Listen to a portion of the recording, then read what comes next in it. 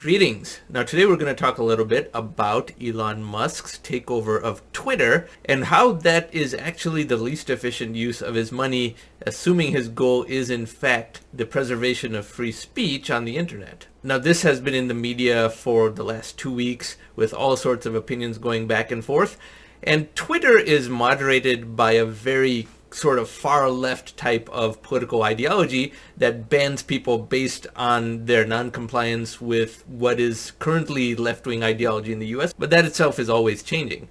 Twitter has recently appointed a new CEO, and he also has a long history of far left sort of comments.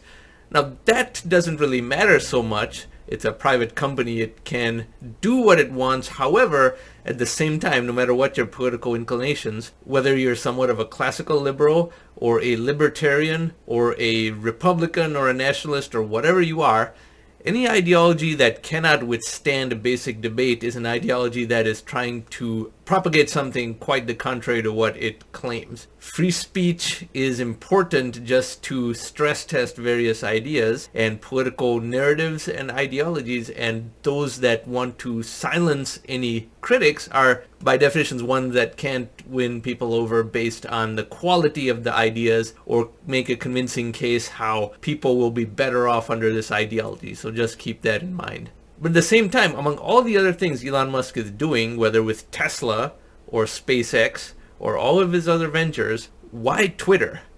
Of all the major social media platforms, in my opinion, Twitter is in fact the least useful of all of these major social media platforms. The most useful is one that is perhaps the least glamorous, LinkedIn, in that if you're anyone in the professional sphere who is not at the very bottom or very top of the professional world, you have to have a LinkedIn profile. That's how colleagues look you up. And it's pretty much essential unless you are in fact as famous as Elon Musk or someone who is at such a low level, such as a janitor, where your resume in terms of LinkedIn doesn't even really matter. Pretty much everyone else has to be on LinkedIn. But even other social media platforms that have seen people migrate away from them due to their misuse of user data still have some use. Like, for example, Facebook, you can at least keep track of your friends and major life events in the lives of people that you don't see very often at all, or that you knew in high school or something like that we're not going to see again. There's still some minimal use in something like Facebook. Twitter has really no use for the average person. It is the lowest quality of discourse.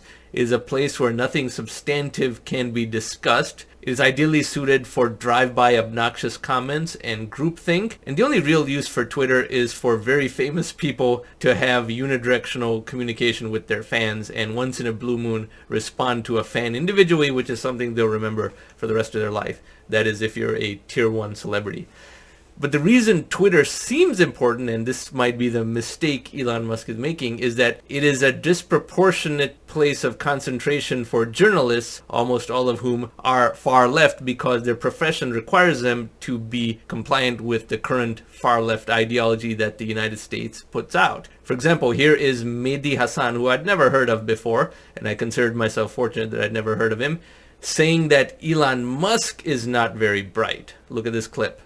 When a petulant and not so bright billionaire casually bought one of the world's most influential messaging machines and just handed it to the far right. Gee, Elon Musk has achieved what many people thought was impossible before he had done it, and in two different areas: electrical vehicles as well as private sector commercialization of space. These are two things that people thought were virtually impossible until the same man did both of them, and he has a number of lesser achievements that would be considered spectacular careers for almost everyone else, but are still not as profound as those other two things. And he became the richest man in the world without having an unusually advantageous background. He had a decent background, but he was not the son of anyone famous or wealthy. He was maybe upper middle class in his background, and he was born in South Africa, so he still had to be an immigrant to the United States. An English-speaking white immigrant, yes, fine, but still an immigrant to the United States, and still became the richest man in the world at a somewhat young age. I'd say he's pretty smart. What are Mehdi Hasan's intellectual qualifications, really? I'll leave that to you to look those up, but I think you'll be pretty underwhelmed. But consider the groupthink of these journalists like Mehdi Hasan. Compliance with an ever-changing far-left ideology is the measure of whether someone is smart or not in the mind of these journalists. And that's why Mehdi Hasan says in all seriousness that he is qualified to say that Elon Musk is not very bright, when in fact Mehdi Hasan is really just an ultra-conformist to that far-left ideology, and you are smart if you adhere to these views and repeat them all day long, and if you deviate from those views, you are not smart. Now the problem is, such people have attacked Elon Musk in the past, and he's probably bothered by that, and such people are very dominant on Twitter. Although, remember, Twitter is not used by a large percentage of the total population. Active Twitter users are barely 1% of the total population, if that. But a disproportionate share of small-time 2-bit journalists are on Twitter, and therefore the importance of Twitter is greatly exaggerated. Now, it is true Twitter has led to certain types of political activism, but that is merely a byproduct of a few hundred far-left activists tweeting a certain idea back and forth, getting to the mainstream news, and then fizzling out over there because ultimately that was just a few hundred people that could not sell their case to the mainstream at all. They could only brute force it without the consent of mainstream people, or without, in many cases, even the knowledge of mainstream people. So Elon Musk might be personally irritated with journalists in general, and taking over Twitter is something Elon Musk sees as possibly a way to fight back against that. However, Twitter is still a waste of his money, particularly when we're talking about a huge sum of money, $44 billion.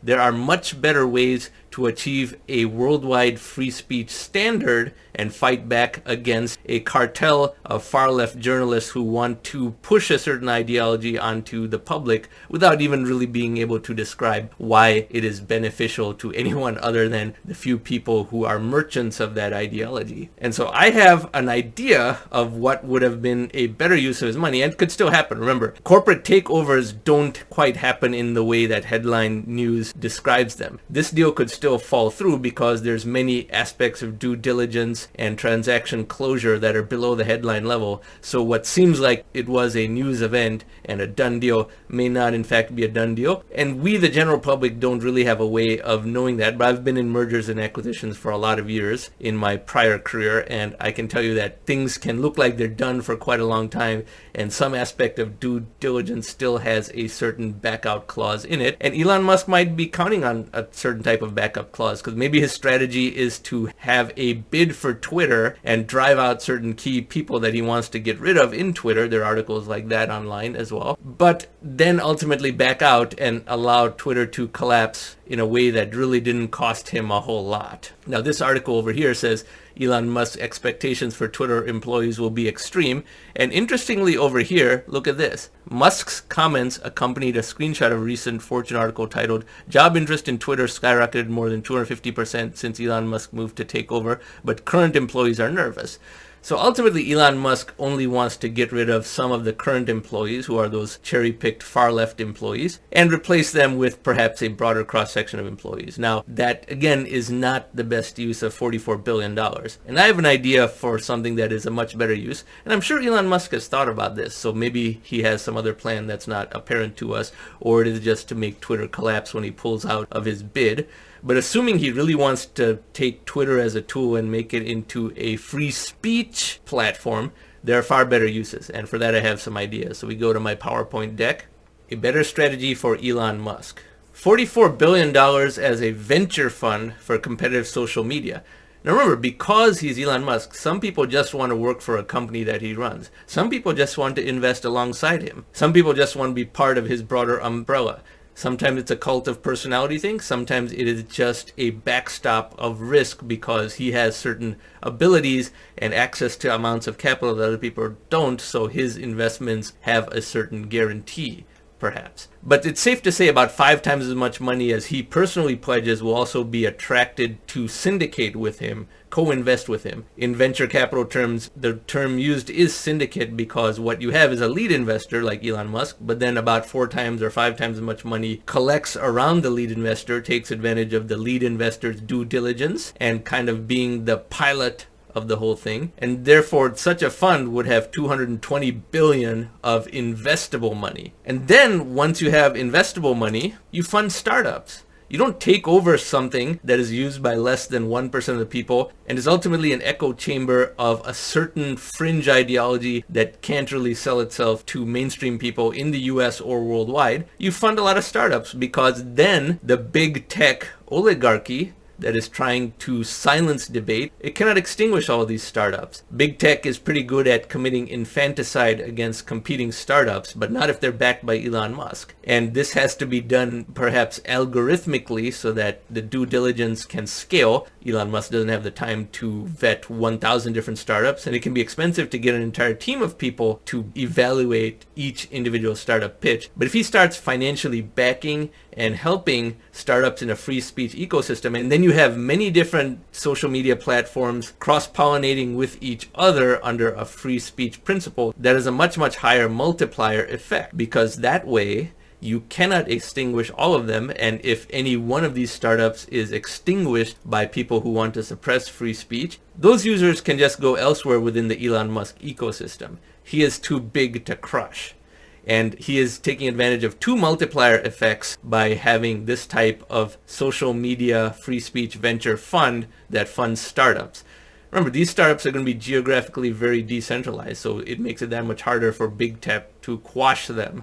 Many of these can be in other countries where big tech cannot simply go and quash something. There will in fact be a desired return to decentralization of opinion on the internet. And that's why this idea would be a far better use of his $44 billion. And I'm sure he's thought of this. I mean, if I can think of this, I'm sure he is smart enough to think of this, because unlike Mehdi Hasan, I'm happy to say that Elon Musk is smarter than me. This venture fund, I hope, is something Elon Musk does. And I'm making this video not in the hopes that he or his people will see it, but just to get you to think about how to truly affect change. You saw in the quote at the very beginning of this video that real change comes not by fighting the old, but by building the new. And not by acquiring a platform and a company that is actually hated by a lot more people than its active users, but by building something new so that Twitter becomes a disreputable footnote in the dustbin of tech history. So I hope this was some food for thought for you, and I'm going to talk about this topic some more as more news emerges. But remember, this topic got far more news coverage than was warranted because, once again, Twitter is a place where media types hang out and talk to each other far more than average people do. And that is why it was in the media quite disproportionately to its importance, and how Elon Musk thinks this is the way for him to fight for free speech. Anyway, if you like this type of content, I encourage you to subscribe to this channel. Thank you very much for watching.